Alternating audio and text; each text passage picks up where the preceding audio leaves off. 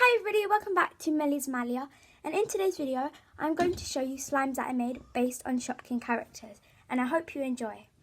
So the first slime I have is this green slime. And here is the character. It's a flower. That's how it looks.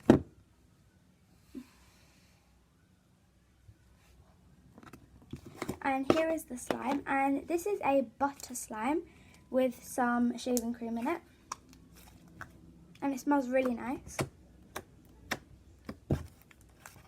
And the reason why I put the flower and the green slime together is because they're both the similar colour and they just look really nice together, I think.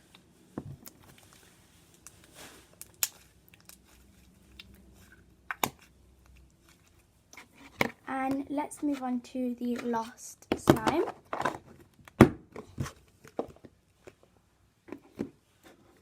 So this is the slime, and this is a floam. And a floam is basically, it's got some floam beads in it. So this is the Shopkins inside. And if you actually take a closer look, they look really nice together. So here is the Shopkins. And here is the slime.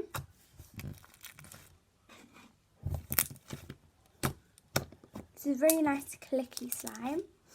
This is probably one of my favourite slimes ever.